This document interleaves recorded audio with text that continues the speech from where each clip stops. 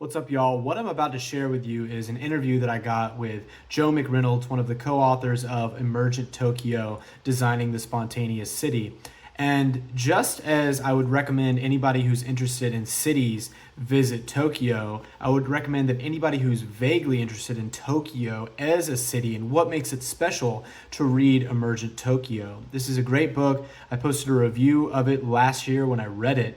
And when I ran into Joe at YIMBYTown 2024 here in Austin, Texas, I just knew that I needed to talk to him about this stuff. And yeah, it's a great book, beautiful illustrations. Definitely check it out and enjoy this interview with Joe McReynolds.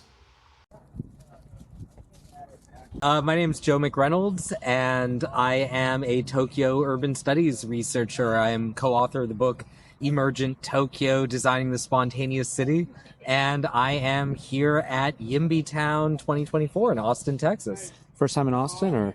No, I love Austin. I've come a few times now, and I'm always happy to be back here. This is just such an amazing city, and it's been really cool seeing since the last time I was here how much they're building housing to allow people to live here who are actually creating the culture of Austin, and not just having Austin become kind of a playground for the upper middle class to upper class and the well-to-do.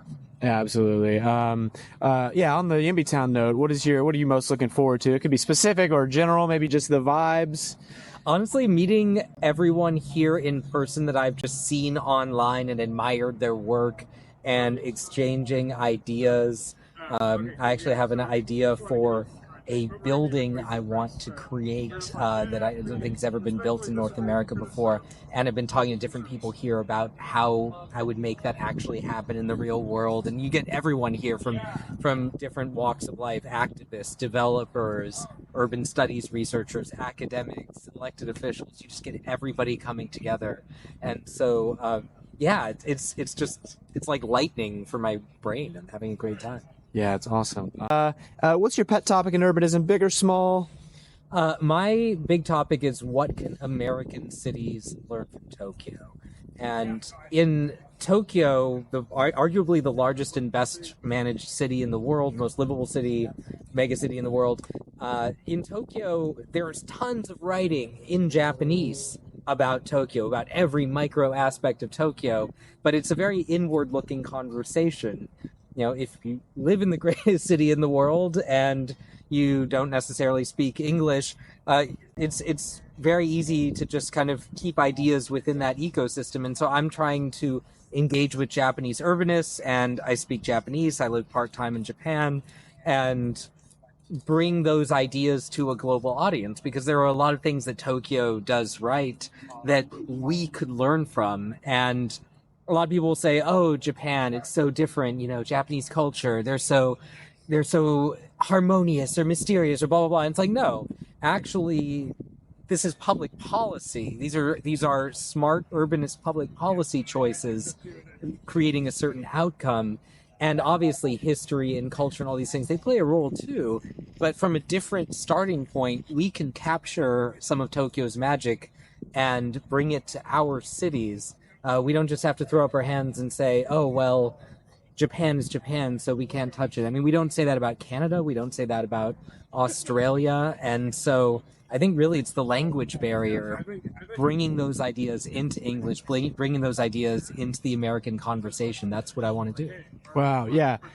Yeah, you do mention this in the book, that there's there's kind of a problem, even amongst Japanese people, of thinking, there's something magical and mysterious about Tokyo or Japan. Well, specifically among Japanese right-wingers who are very invested in arguing our culture is this very specific thing, and it is threatened by feminism, it is threatened by immigrants, it is threatened by Japan's ethnic minority groups, such as the Zainichi Koreans that have been in Japan for generations.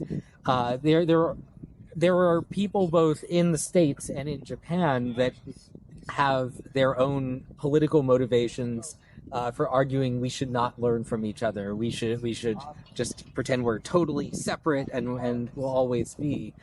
but honestly, if you look back a century of Japan, the stereotypes were all the total opposite of today. Like it's, oh, Tokyo, it's dirty, it's noisy, it's chaotic, nothing's on time, you can't trust people. Like it's did Japanese culture completely 180 in a couple generations? No, it's public policy, urban development, like microeconomics, regulation, like all these different things shape a city.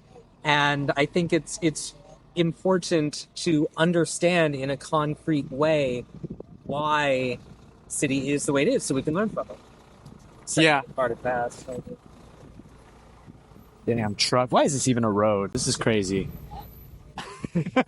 Overly car focused. I was wondering this the other day. Like, there was a car here, and I was like, is it supposed to be? Well, like so much stuff that happens here, like so much stuff that happens at YIMBYTown, I feel like is oddly on brand. Like we're doing an interview right now and too many cars coming by and making noise.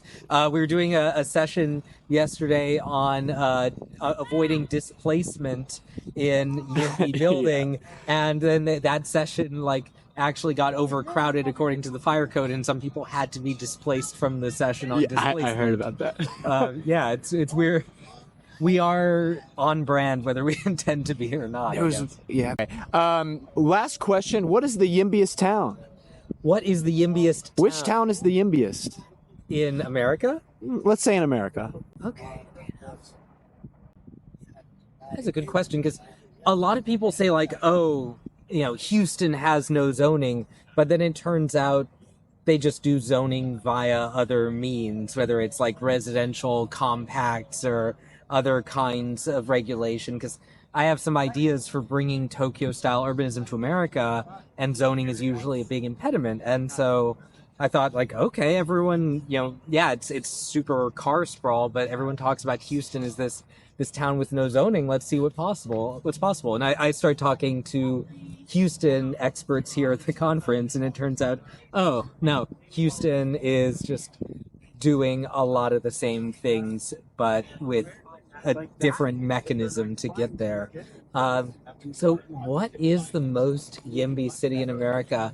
I honestly think there's a strong argument for Los Angeles. Interesting. And the reason I say that is because maybe I'm biased, I'm from California, but a lot of the interesting, fascinating experiments of micro businesses or communities or how to live are happening in Southern California, I think, and they're not always, strictly speaking, legal according to the law, but they are, I'm redundant, sorry, but they are happening, and they're playing out, they're not getting shut down.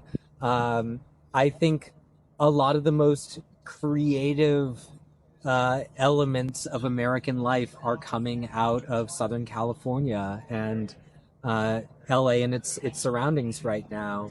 And yeah, there are all sorts of challenges with housing and affordability in LA, but I mean, it's not like there's another strong contender for the crown, so I think I'm going to go with Los Angeles. Okay, that's totally fair. And then, since you brought it up, globally, what would you say? Tokyo. I'm biased. Yeah. Honestly, every YIMBY should visit Tokyo once before you die. And if you do, please message me. I'm McReynolds Joe on Twitter, Joe Schmofro on Instagram. Hit me up, and if you have questions about what you're looking for in Tokyo, I'm always happy to help people find the thing that they personally love that really speaks to them in Tokyo. So anyone listening to this, if you'd like specific Tokyo advice, please make it specific. Don't just be like, I want the best food. But if you have something you're looking for, I will absolutely help you find it. And if you're curious about Tokyo, my book, Emergent Tokyo, Designing the Spontaneous City, that can tell you more. And thank you for listening. Yeah.